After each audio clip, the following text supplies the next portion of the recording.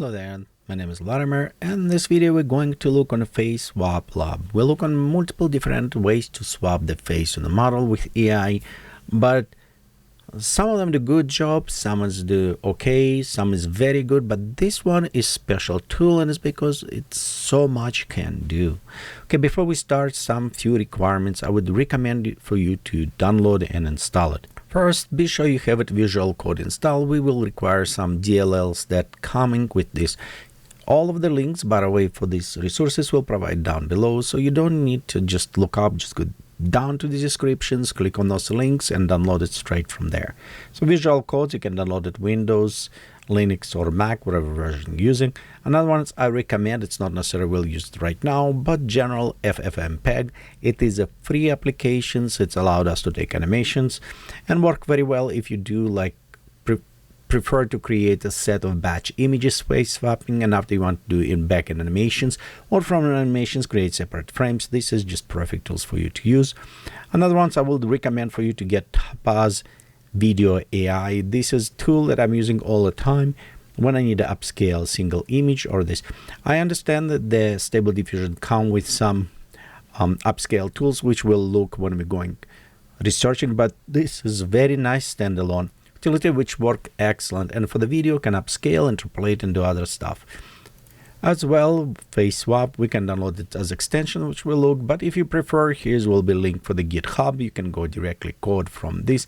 And as well, you will probably need this in Swapper 128 ONX. It should download it by itself, but if for some reason you're missing, it will be right here, so you can go and download this as needed. I'm also, as an example, will using Deliberate Safe Sensor Checkpoint. If you need it more, always you can use it CV browser or CV AI. Go there and download models, which one you use. I think this is about all. You may have it sometimes problems to install it, and if you have a problem, be sure you run specific commands which will go provide down below. Most common it will be this. We need to install or upgrade your Python versions, and of course the pip will have it some other problems. It's right there, you can go, it says pip install upgrade pip.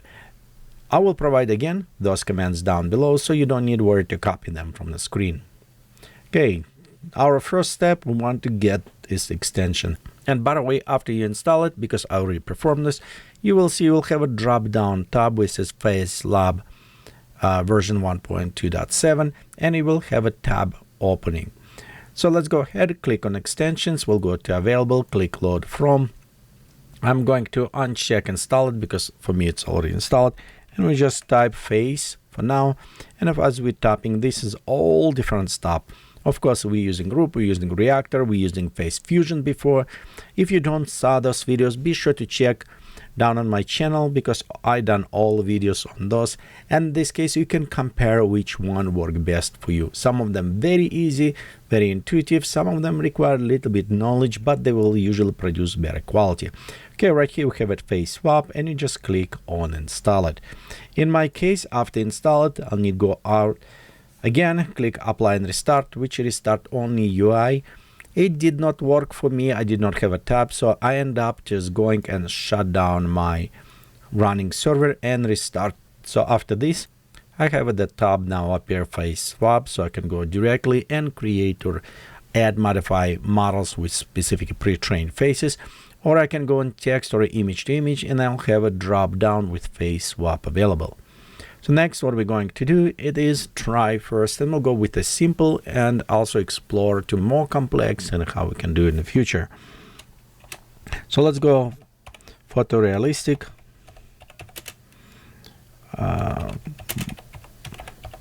Most beautiful princess. Okay, so we'll just go ahead and click generate. This should provide quite a bit fast generation of the princess. Next, we want to switch this face, and I'm going to expand Face Lab, and right here you'll notice you have it 1, 2, 3 faces. If you need more than 3 faces, then you need to go inside the settings, scroll down till you see this FaceSwapLab, click on this, and on the top you will have it how many faces you want display. Currently it says 3, you can have it 5, 6, 7, whatever, but remember this will require restart. So as well, you can modify all additional properties, included NSFW and all other ones. Right now we won't go over them, but we'll maybe come back if it's required for us. Just let you know, right here in the settings, in the phase swap, you will have it all properties they can modify, as well as that model that we needed downloaded if you don't have it. Okay, let's go back to our text to image. We have it our princess, you know what, and I will just say reuse this seed, so we'll have it same one. On a phase 1, we'll just go and select, notice right here we have it one reference and we have it batch source images. If we put it in 2, it will try to merge them together. For example, if just for fun you can see what's happening if you and your partner decide to have it kids, and somehow you can mix DNA together. Well, we know how, and then what child will look like. So you can actually have fun with this. In my case, I'm just going ahead and select my beautiful face and put it right here in an image. For some reason, it does not show in preview for me here, but it will show in another windows. We just leave it. Face checkpoint. Currently, I don't have it pre-trained any, so none. We'll just leave it alone. Be sure we click on enable. Blend faces, if we have it, we don't care about this, so we'll just have it, leave it as a default. Same gender, uncheck it. So we'll give it size. All of this will have it by default, and notice we have tons of advanced options.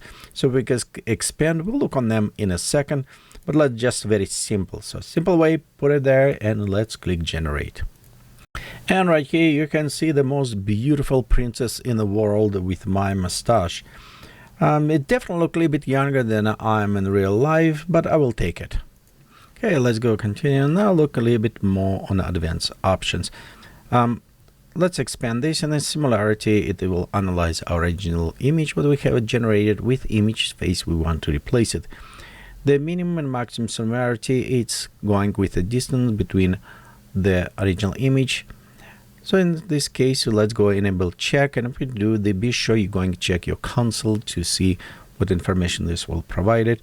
And we're going, let's say, just increase slightly, maybe 1.8 and 1.4. You can experiment a little bit with those settings, but general, it is try to find similarity between a generate image and image we're going to replace. So let's go ahead and we'll just go generate and see what's different will be. Okay, I did increase a bit more so we can see preview, and right here we can look our similarity and reference similarity. Of course it will be same because we use the same image, but it is 97, so they're not very similar if we speak about this.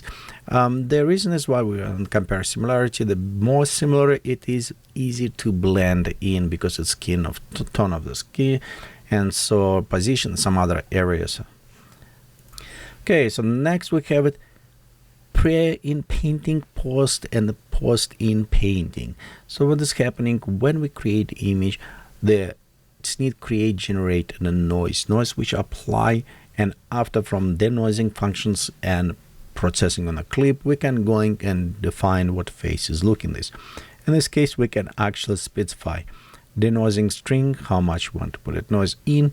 We also have it portrait, what type in painting, we have it a blur or other things in painting sampler. Just example as well, we have it SD model if you want to use it any specifically. For this, notice it says experimental, so it may crush it, be kind of, and in painting seed we'll leave it 0. We can actually take it our Inpainting seed from here if we want to place it, but I think we'll just leave it as default random right now. Let's go to create our Inpainting noise, and we'll just pop up to 7.5, quite a bit strong. And again, the best way to do this is experiment, just apply settings and see how it will affect our image. And here we have it. You'll notice we have it just a little bit more sharper and a little bit blending on the side, but this area still does not necessarily work very well. And just as example, let's go ahead and do again with the 0. Okay, generate. And you can see it's applied a little bit more blending in on the side, so it's up to you if you like it. Similar things we can do with post and advanced mask and post processing. Let's go ahead, just for the fun we'll go process some of this. I think we don't need it Let's work with mask. Let's go and increase Inpainting, and let's say pop up to 7.5 quite a bit. We leave it portrait just as default. Okay, I think all, let's go leave it as default, and I want after leave it play with a seed. And here's our result, quite a bit ugly because most of them working only on a matching faces. So remember, we run similarity express, so in this case it's what we're doing, but this is definitely have a little bit more post-processing applied to this. Usually for the blending we want to keep it maybe around 1.52. This way we'll get it probably the best result because it will kind of in painting a little bit on the face, but it's give it a little bit more similarity to our princess. And here we can see it's a little bit right edges where the blending happening.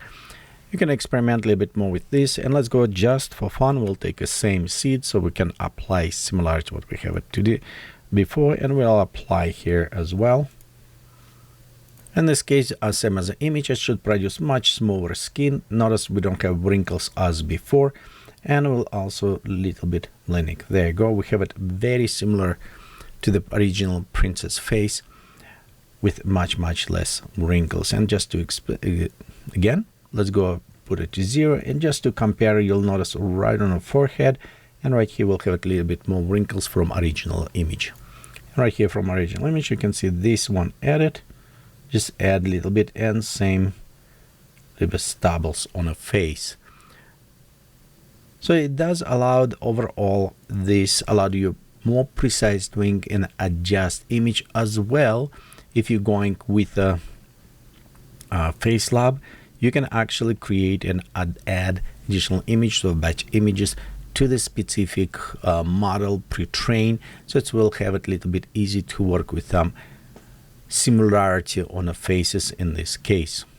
Well, this is kind of first introduction to this FacewapLab, which is more advanced. Definitely I'm going to spend now times to try to play around, create batch, create animations, and we'll see how well it is performed. But if you are interested in other animations, be sure to check those videos in my channel that I'm going over the rope, over the all these animations, over the reactor and another face swap and other face fusion, I think also called, to all over them. See which one is the best work for you, which one you like it, and let me know if you find any new cool tool that you want to share. I'll greatly appreciate it. By the way, your support for this channel, and I know we always say this, we say, hey, please subscribe, thumbs up, or stuff, and if you're not yet, click off from these videos. I will greatly appreciate if you do this, because these small teeny tiny things, but it's help a lot for our channels. If you like the content, if you share and subscribe, seriously, it will help a lot. Thank you and have a great